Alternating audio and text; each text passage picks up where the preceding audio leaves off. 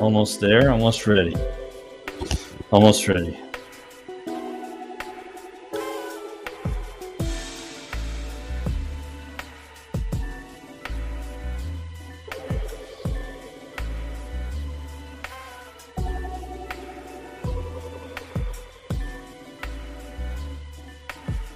All right. All right. Almost there.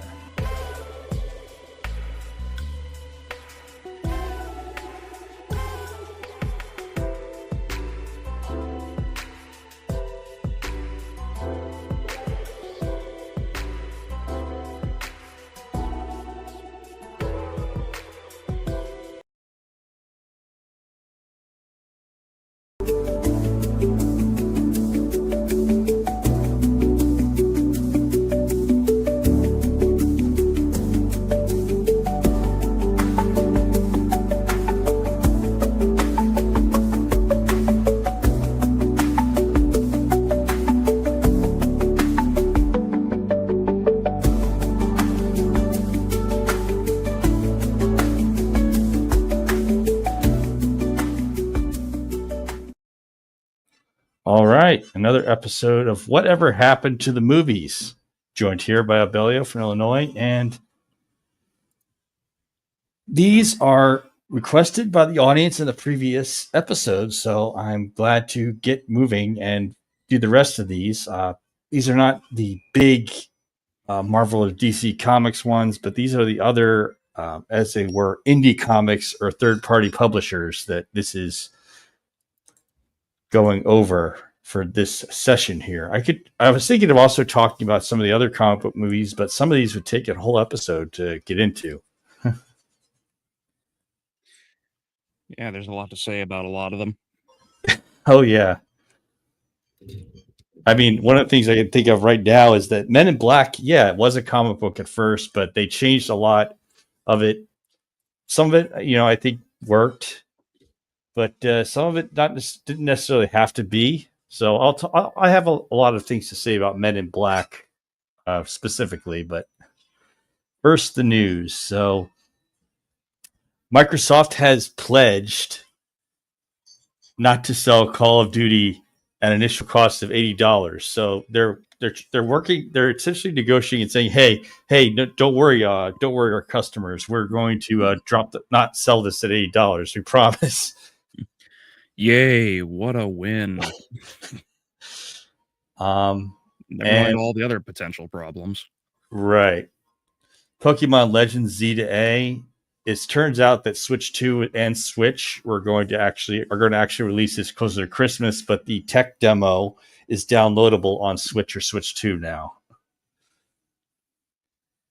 And Battlefield's, yeah. I mean, I was thinking that Pokemon Legends Z to A would be among the first games on Switch 2, but I guess I was wrong. I guess they have a delay on that one. Oh, don't worry, Alex. I was going to get to this because I planned this in advance. But after this, we're going to be talking about Super Metroid, and we're going to have a watch party because I finally found a good watch party service for the original Mad Max.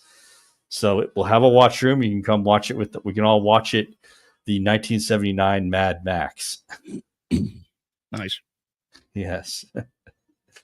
But yeah, and Battlefield 6 is open beta testing. So if you don't mind playing a test version of the game, you can go ahead and join on Steam or EA app. So a number of comic book films were released during the 1990s. Some were better known than others. This episode will continue for the previous comic films not mentioned and which was requested by the audience. So, Alex, you asked us for The Crow. We're going to talk about The Crow. And someone else asked for Men in Black. So I said, hey, why not talk about Men in Black?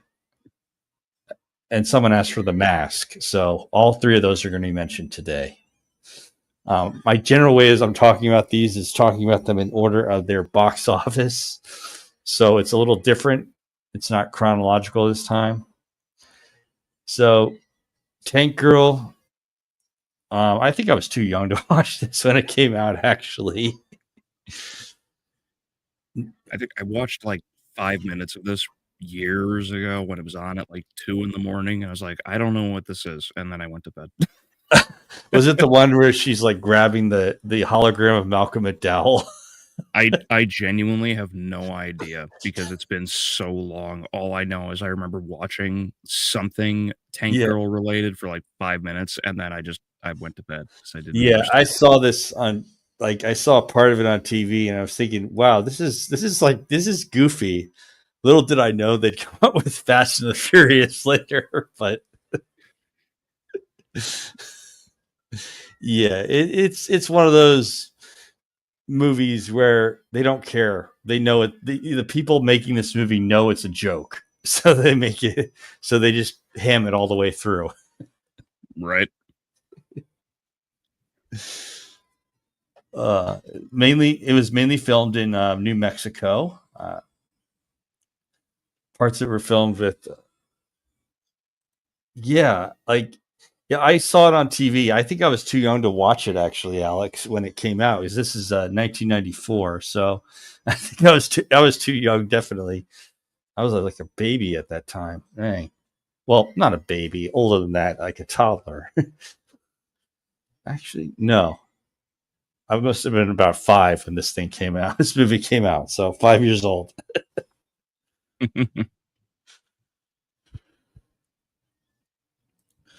Perfect Dark reboot getting canceled. I'm not surprised because they were running up a huge budget on that game, and there have been some games, Alex, that have lost money on sales. Notoriously being Suicide Squad killed the Justice League. Max Payne 3 was a loss of money to Rockstar, and so on.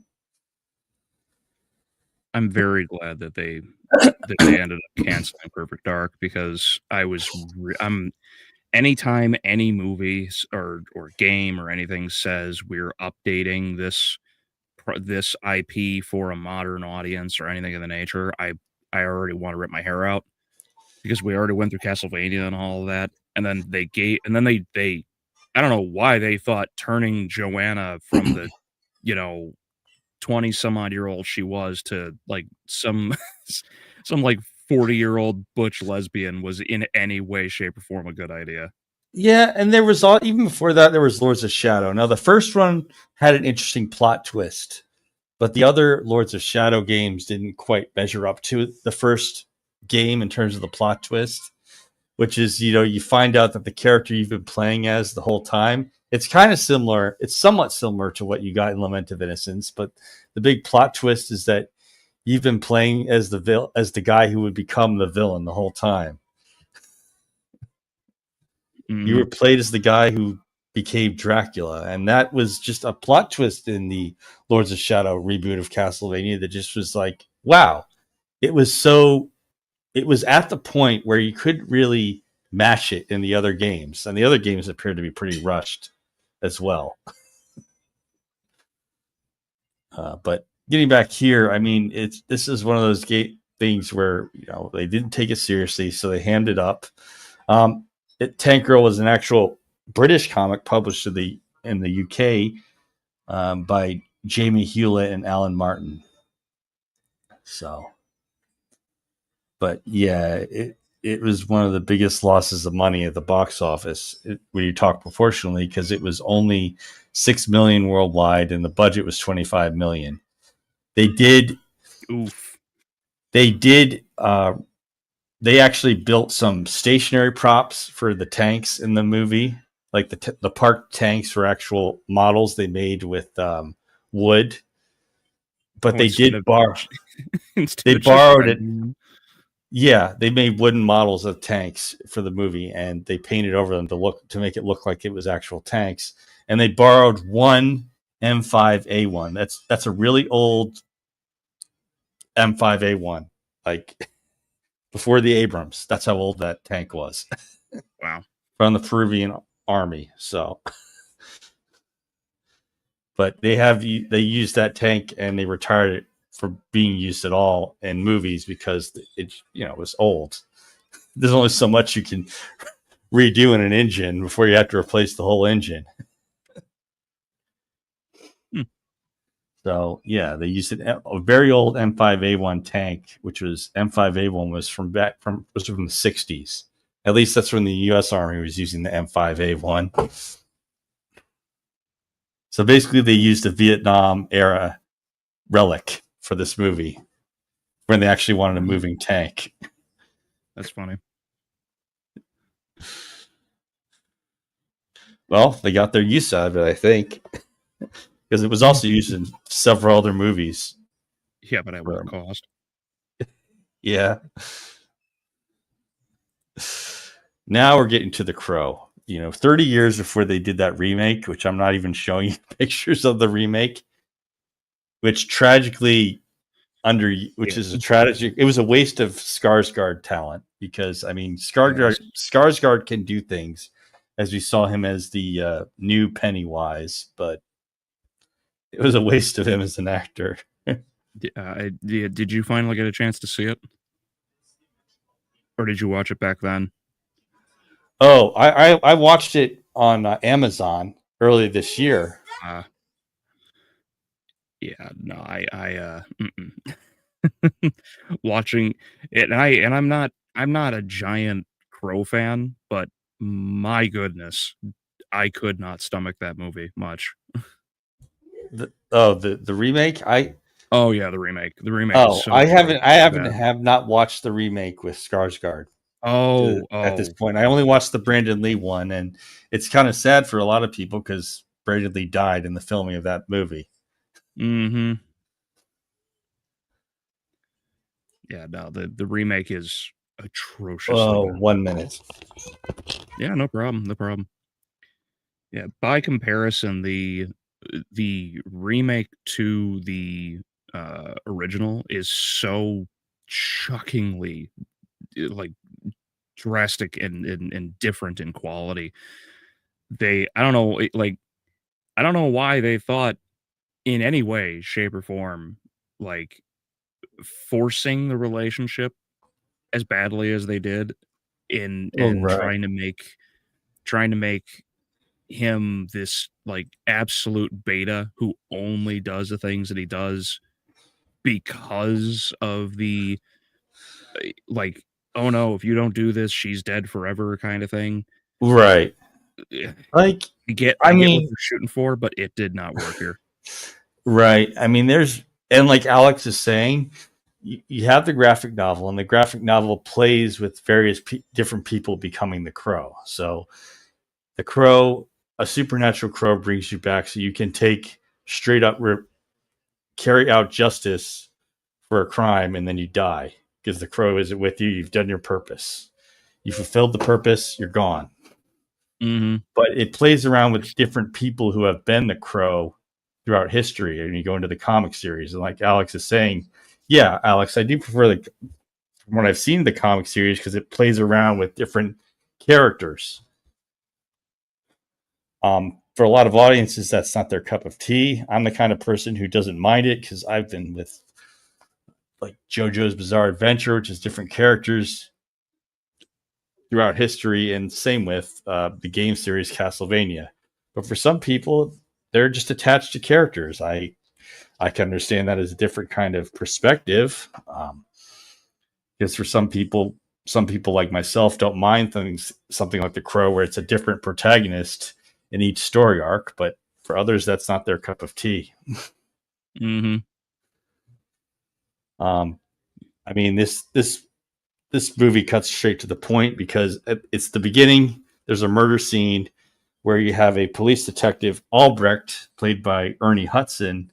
He's there, and you as the audience are with Ernie Hudson on a little ride and figuring out, okay, what's going on here? Yeah, his fiance died on the highway because a drunk driver plowed right into her with a pickup truck. Oh, that's unfortunate. Yeah. She was in her sedan. The guy had a pickup truck, and he couldn't stop for the stoplight, so he plowed right into her from behind. It was that bad. He didn't have a CDL license from California, did he?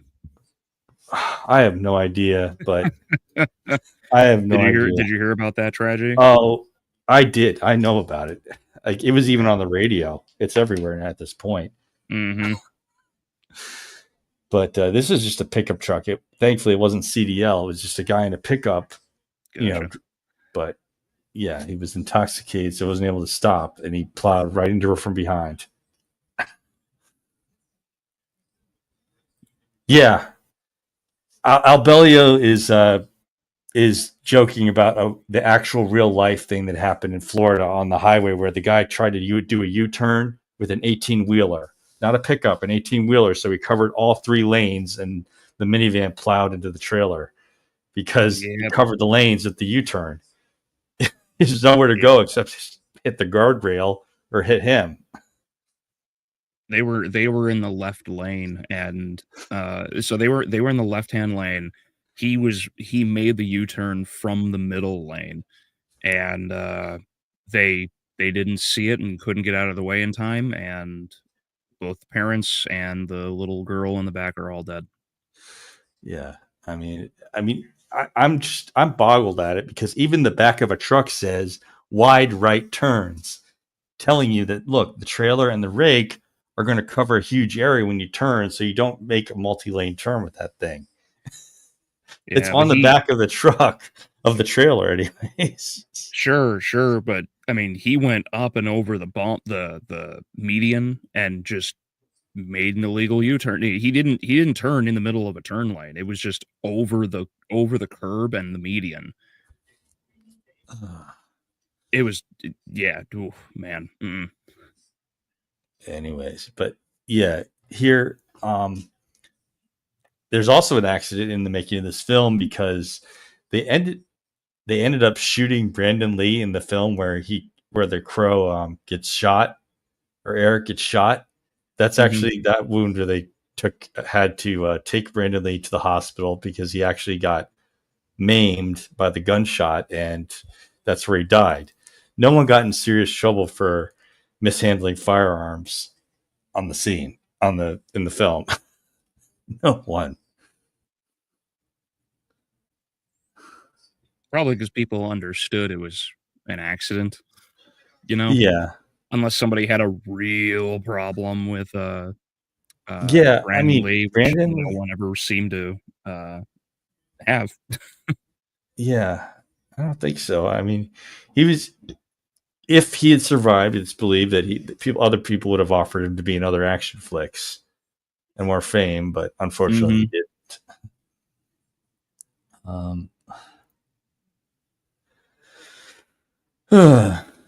This movie has some really early CGI, such as like when they show the hole, and like the hole going through his hand, they used a patch, a green patch, to have the green screen effect to make it look like you were seeing through his hand with the hole. And they used CGI and clone stamping, a special editing technique, to make it look like he had a hole. You see the hole through the hole in his hand from a bullet, and you see it close up. Mm-hmm. And it's just crazy how some of these early 90s CGI look, they know how to frame it with the right lighting and the right way, that it actually looks better than some of what the recent CGI we see now. It's interesting. I don't know. Like, I feel like a lot of it is because it was so new that people were trying their best and understood the limitations of it, that they needed to change the lighting and everything else to make it more seamless, because so few people used it at the time, but now it's so heavily abused. So you think it's become casual to use at this point, so they care less about it because they aren't concerned about it not looking good, or they're not concerned about their budget. Agreed. Yeah, they're just like, yeah, we guarantee this movie will make money. Wink, and then they just keep making things. Like, on a technical level, and I know a lot of people will give me crap for it. Like, I do think that on a technical level, the technology is more advanced and does on that level make the Balrog in Lord of the Ring, Fellowship of the Ring, right? no, in Rings of Power. In Rings of Oh. Power is actually superior to the original. But because of the gradient of the film, because of the film's texture, because of various other elements, they made sure at the time when they filmed Lord of the Rings that it looked as seamless as possible. It's it's the same reason why people complain about Harmony of Dissonance, where everyone's playing it on new, up-to-date, Ultra HD kind of monitors, and you're not playing it on a dimly lit DS. Because Well, if you actually, go back, Game Boy Advance for Harmony of Dissonance. Game Boy Advance, thank you. But like when you go back and play Dissonance on the handheld, the original Game Boy Advance, it doesn't look as anywhere near as vibrant Detailed. and grayed out and everything. You're right. And it actually looks better. Yeah, I mean, it was originally meant to be for a small scale, a small screen. It gets a little different when you magnify it up.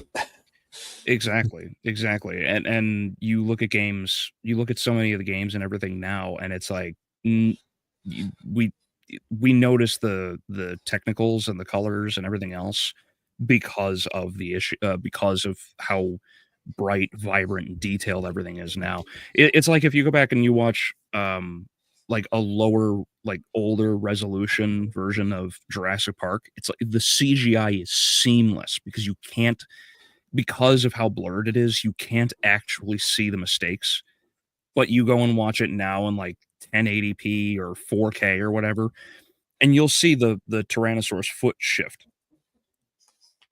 You'll actually see it shift back and forth, and it's like, oh, okay, well, so it's genuinely like the quality of technology improving, and that's why so many of these things stand out. So when things stand out now, it's even worse. Well, yeah, because it's not keeping up. The resolution's higher, and it's more difficult to fill in the seam. Yeah. So Alex, I have not seen that yet, but I will take a look and see if it's available on Amazon, because I think you've got a good recommendation there. It could be a future Little Tokyo. It's I actually looking it up. There's Sylvester Stallone and Brandon Lee. It's another earlier film before this. But yeah, I mean, it's also a lot of the early CGI that involved, it wasn't just motion capture, but they had animatronic objects to guide how the CGI would be. So like in Jurassic Park, they had the raptors, but they also had guys walking around in these raptor suits in this kind of squatted walking position, because it just gives a better reference for where the raptor is going to be. And the raptor, like animatronic suits they were wearing, gave a good reference for how you could look at the texture and enhance the texture a little bit, but otherwise keep a good detail on their textures. I mean, yeah. And it gave a great reference for the CGI at a later time too, for those guys to fill in what they were doing. All of it worked so seamlessly, but now it's just like, yeah, just throw CGI at it. We'll just tell them to wave their hands. Yeah. Yeah, Dolph Lundgren, Brandon Lee, Cary Hiroyuki, Hiroyuki, the Shang Tsung actor, and Tia Carrera, the actress who voiced Nani. I'm trying to remember. Was she the actress in True Lies, or am I remembering the wrong person here? Oh, she was. Okay. Yep. She's the woman that fights Jamie Lee Curtis in the limo. Oh, so it was her. I thought Yeah. So yeah, this is a pretty good cast right here. Yeah. Yeah. Well, I'll have to check it out later. Thank you, Alex. So Spawn, this is one of the movies that is absolutely, it's not even passable really without the director's cut, because they tried to get it PG-13, but Spawn is just, you can't make Spawn without it being rated R, similar to RoboCop. So So the initial theatrical one was a bomb. Was pretty well. It's pretty. Yeah, this is pretty much a bomb because it's barely break even territory. I mean, I like Alex. I like the director's cut, but it's the theatrical version. I mean, the theatrical version does have early CGI and early prototype to how you do the Venom symbiote in say Spider-Man 3 because that's essentially what Spawn has. But I do feel with the added scenes and extended scenes in the director's cut on DVD, it helps a lot. Because in the extended director's cut scene where Malbolgia is talking to Simmons, he was just saying, "This is your suit. You can't live without it. I give you your power. Now accomplish my mission and burn down the earth." I didn't know there was a director's cut. Is it that much better than the theatrical? It has scenes that were deleted from the original movie scene. So the scene where Spawn is in hell taking orders from Malbolgia is longer. And it also has Malbolgia explain how his suit is symbiotic.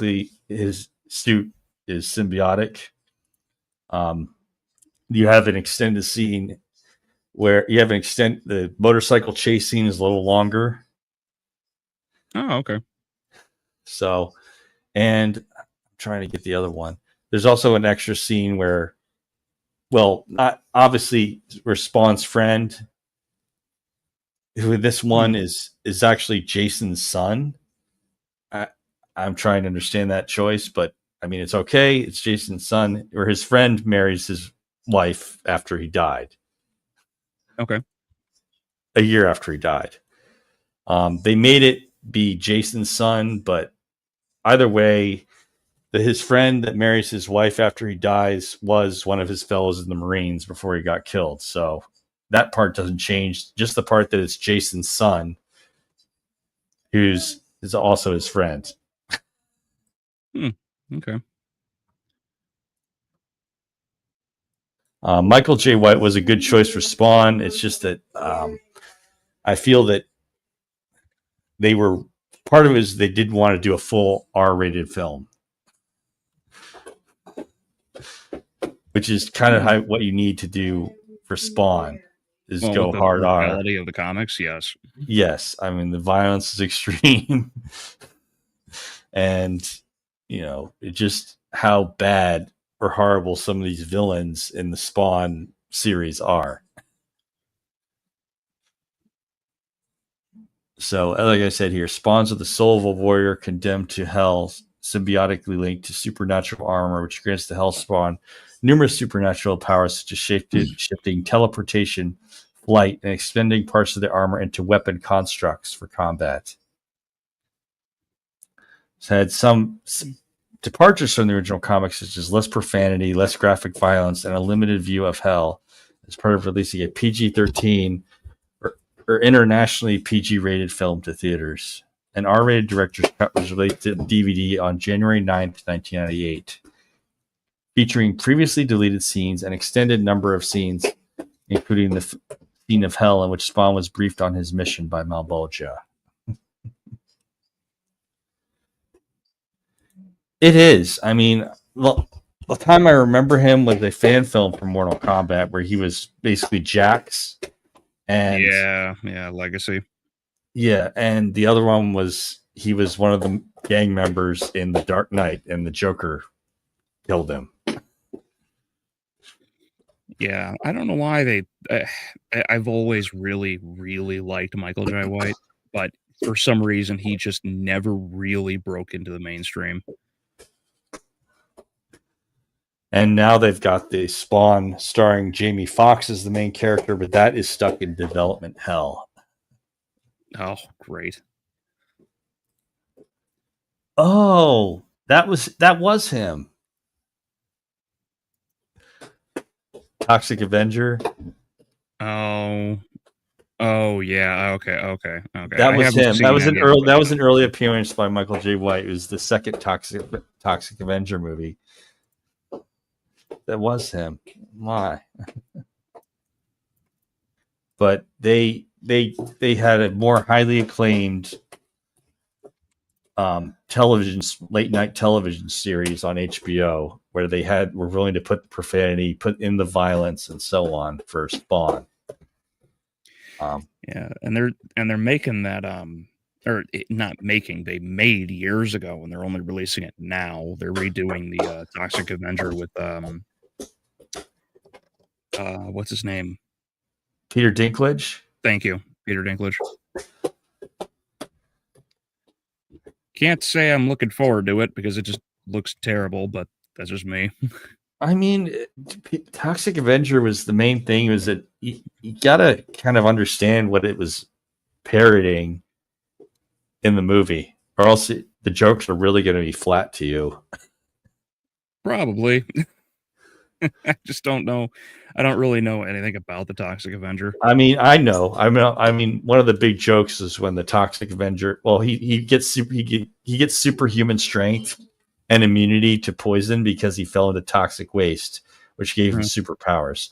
But there are jokes at like old 80s fast food chains, which a lot of people wouldn't get if they didn't understand how popular, say, McDonald's or Taco Bell was during the 1980s. Mm-hmm. Like, that's one of them. The other part was if you weren't up to date for the Toxic Avenger, if you weren't up to date with some of the issues that happened in New York State with the toxic waste spill, that's part of why the movie was made as a response to that. So, okay. But yeah, that was Spawn. Even Tom McFarlane himself had a cameo as a homeless man running away from Spawn and the Violator or Clown fighting each other in the alley. So that was the other part of it. Nice. But, it's kind of a bummer this movie is most infamously known for its CGI, because they're like, I get it. Like this is definitely they used way too much kind of CGI, especially at the time. But there are some effects that I think hold up fairly well, like the cape itself. The cape is terrible. Right. When the cape during the bike chase scene, and the cape, he uses the cape to form that spiked ramp that stops the truck that the Violator's driving. Yeah. It's like, that's a pretty good effect overall. But the rest of it is just such a hodgepodge of just screen splash crap, and you're just like, what am I looking at? I mean, there was the part where he has the bullet holes in him, but that wasn't quite as detailed as the Crow, where the hole in the hand closes up and you see on the other side. There was also the part where the mask comes over his face. Again, it was just showing, what was possible to do at the time. And yeah. And it was, kind of a precursor to how they did Venom in Spider-Man 3, because how the symbiote suit wraps around a person's face. That part, they essentially did it here in Spawn first. Yeah, it's very much what is it? It reminds me of the helmet from the way the helmet like comes up over the guy's head in Lost in Space. Yeah. That was late 90s. That was late 97, and it got completely demolished by the dishonor of coming out when Titanic did. Sorry, you didn't really stand a chance. Everyone's going to want to watch Titanic.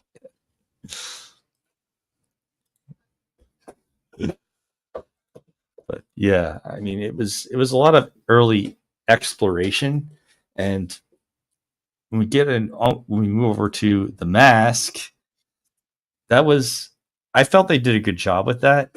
I mean, so first of all, The Mask was a Dark Horse comic series. So just like that, it was. The film only goes with the first character to have the mask. So Stanley wasn't the person behind the mask for a lot of the time in the comic book. he was just the first one to be the Mask. So the Mask is an evil mask made by Loki, not Marvel Comics Loki, but Loki. Yeah, just the Norse god. You're right. But it gives people supernatural powers based on their imagination. Oh, yeah. Well, both the villain and Stanley did. Dorian, which I wonder if Dorian was a reference to Dorian Gray. Possibly. But in The Mask, The Mask is where, they did make up for this part where you can see here with Jim Carrey having the full head covering, full rubber head covering for the mask part. But they also used, they did a green screen covering on a person's head so that they could put the CGI over that green screen and do the various wacky effects with CGI. For like parts where his eyeballs pop out or when his mouth opens real wide, those parts. So it was early work at when they would just put green screen covers on people so that they could, do the CGI over them and do the special effect over them and have a reference for where it would be. Yeah, I think this movie gets away with a lot of its CGI because so much of it was, the movie was so much more of a comedy than anything else. Right. So more people are willing to forgive it, especially since it kind of fit the cartoony aspect of the film. Oh, yeah.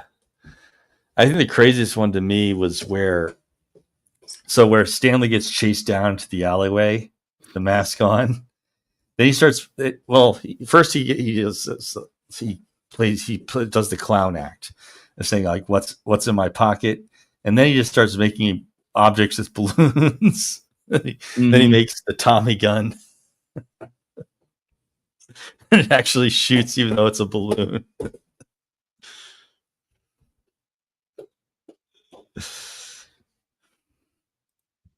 Barbed wire. I believe it. I mean, it was a Dark Horse, but it had characters from other comics publishers at different times. I believe he actually crossed over with Deadpool at one point, The Mask. And they did, of course, in Death Battle, they did Deadpool versus The Mask.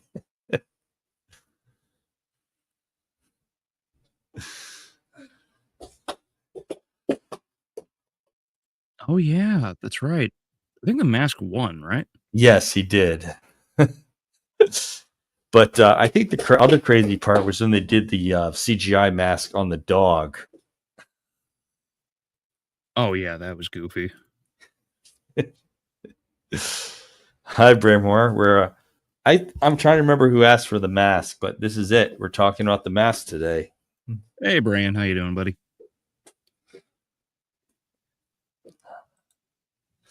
Okay, I know this is a Spawn, but her name was Jessica Priest, and Jessica Priest later became part of Spawn Comics. Oh, interesting.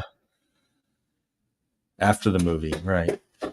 So, the mask, and yeah, I mean, they also, they didn't include Walter. Walter was the henchman who like somehow survives being hit by the mask, no matter what he does. Like the indestructible henchman, like Jaws from James Bond. But so they didn't have Walter in the movie, but they had Walter from the comic books in the spin-off television series they had on UPN.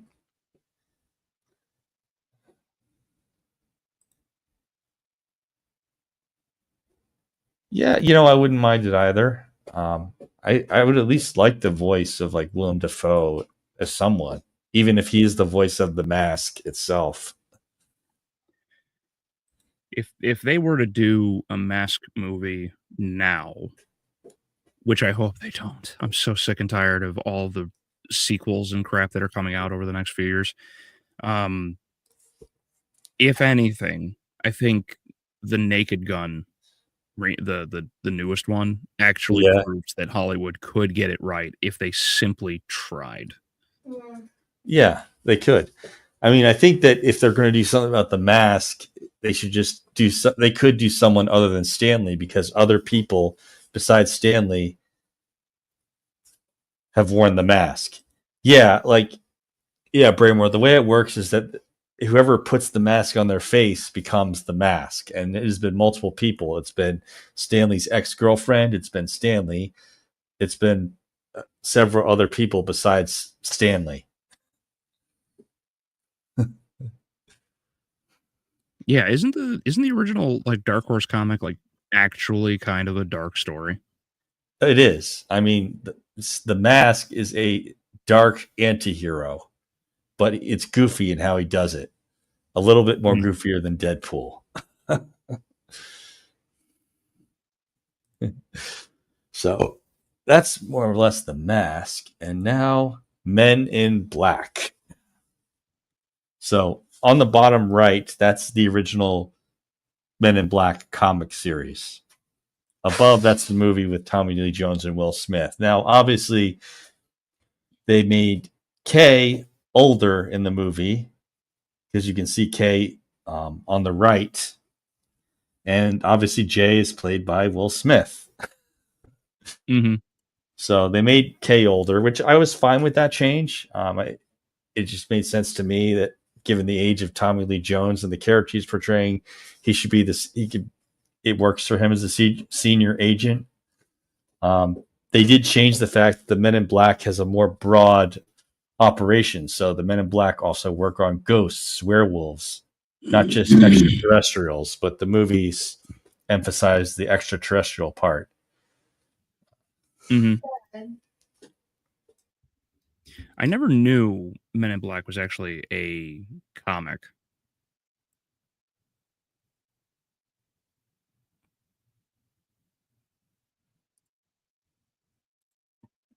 But I've always really enjoyed the movie.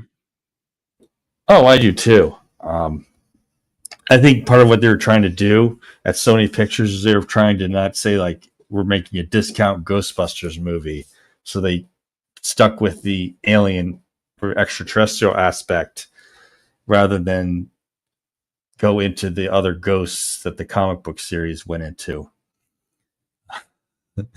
Mm. So yeah, it was originally, and there's the funny part is the acquisition cycle of the comic book Men in Black. So originally it was written by Lowell Cunningham. It was published by iReal Comics.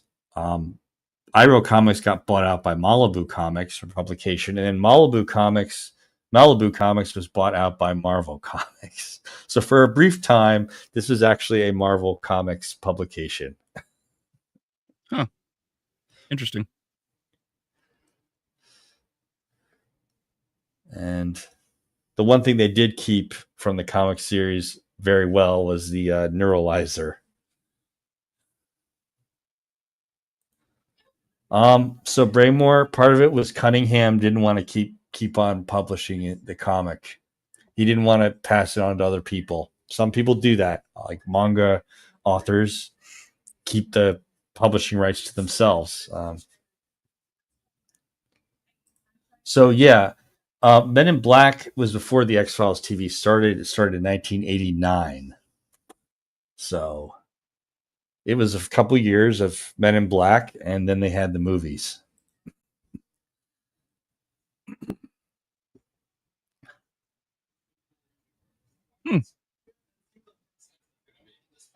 So they released this in 19.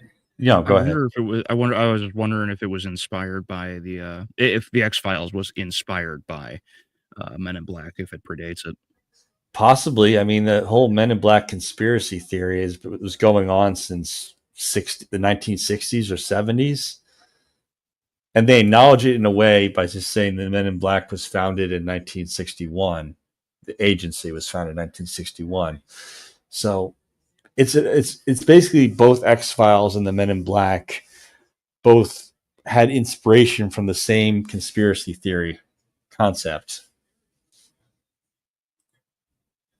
So yeah, there's a common inspiration for both of them. It's pretty much going back to the 1960s.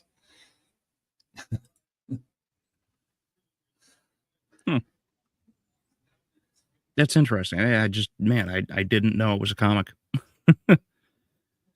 Oh, I found out because someone mentioned it years ago on a review of Men in Black 3. It's like, okay, I want to find out more about this. Was this actually a comic book series? And I found out, wow, that it's true. I mean, I obviously I heard a comment, so I'm gonna verify it, and I found out all about it. Good luck, Braymore. I mean, I don't know. I'm not sure why Sony Pictures didn't decide to also do the ghost or werewolves and other supernatural part to the Men in Black. It's a cool part of the comic series.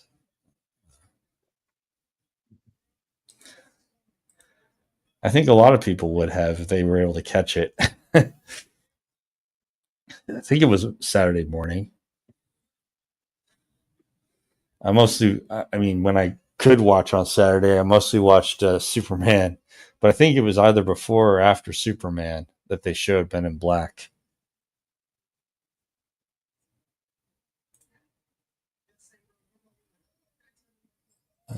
But yeah, this one was pretty successful. It was 90 million for the budget, and the box office was 589 million worldwide in 1997. Yeah, it was wildly popular. Oh I my! remember all the toys and everything else that kept coming out with it.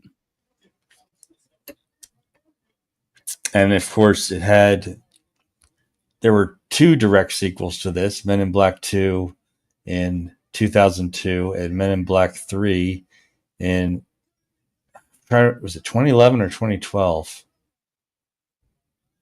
I think it was 2012. I mean, For 3, I want to say yeah, it was like 11 or 12.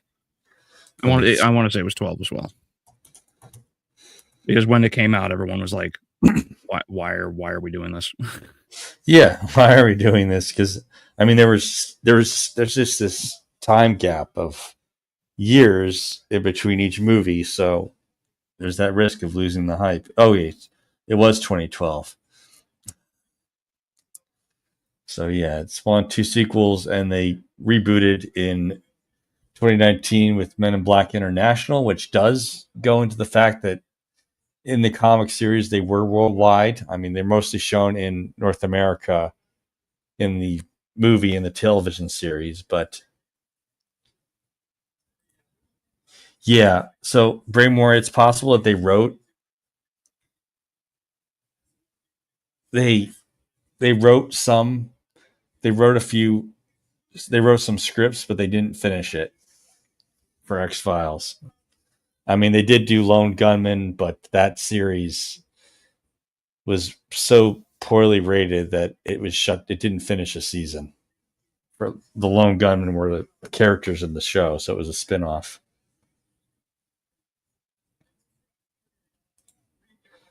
Well, they were. I mean, the 1990s were one of the last times you could get a monthly sale of 1 million for a comic book. Mm-hmm. Yeah, if he could branch off from plumbing to do something else, why can't I? Yeah, why can't I? Yeah, I need to get someone to do artwork though if I want to do a comic business. Mm-hmm. All right. Yeah, Men in Black. Men in Black was one thing they didn't quite move on.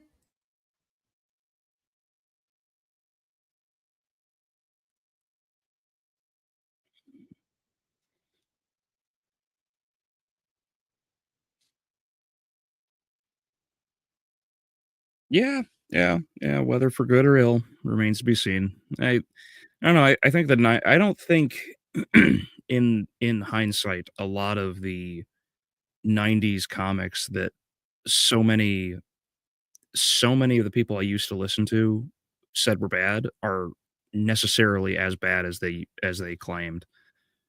Like I used to watch Movie Bob all the time before I started thinking, and that man would not shut up about 90s comics being terrible and just the 90s in general. And I don't know, like every time I think about any of these stories and whatnot, I don't think they're necessarily as bad as he claimed. Yeah, I mean, some things it's yes, and some from moving on, and some things no. I mean, some movies they like Men in Black, they made sequels, they made a spin-off and soft reboot in 2019, so it depends. Hmm. But out of all these, Men in Black was the most successful as a film in the box office.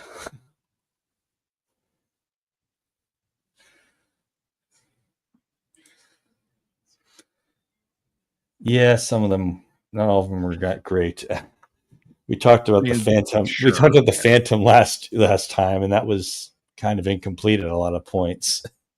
Yeah, I think that's fair to say. It's like some of them were edgy. I mean, they even made that joke in Fairly Odd Parents. It's like, you can't swear. Only the edgy 1987 Crimson Shin can swear. Yeah, and I got canceled for it.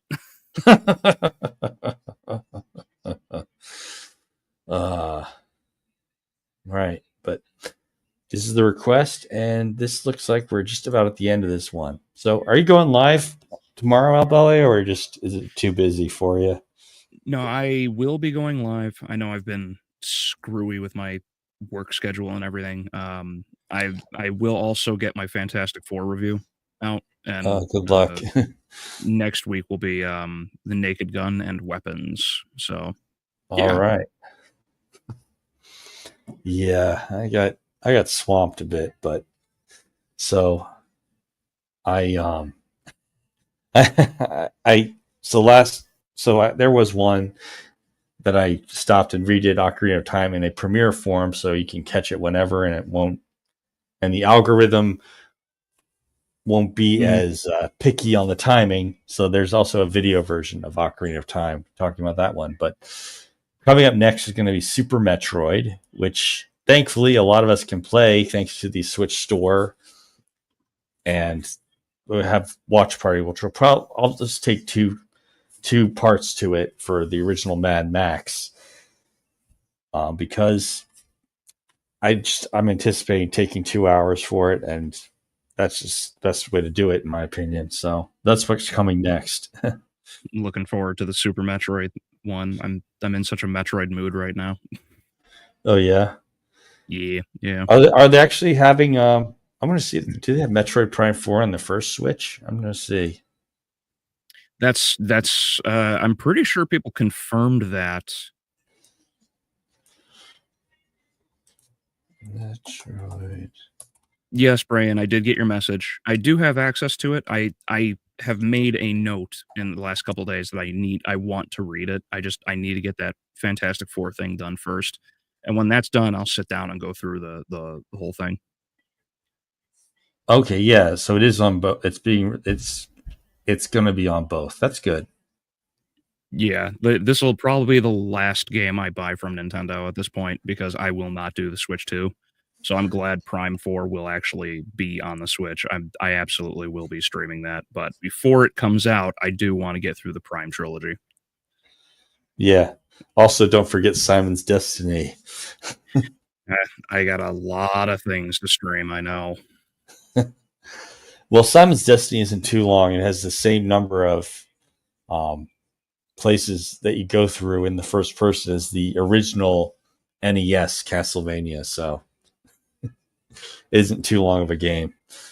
Anyways, well, it's lunchtime for me, but I'll see you next week, same time, same channel, Super Metroid. Yeah. All right. Next time, everybody.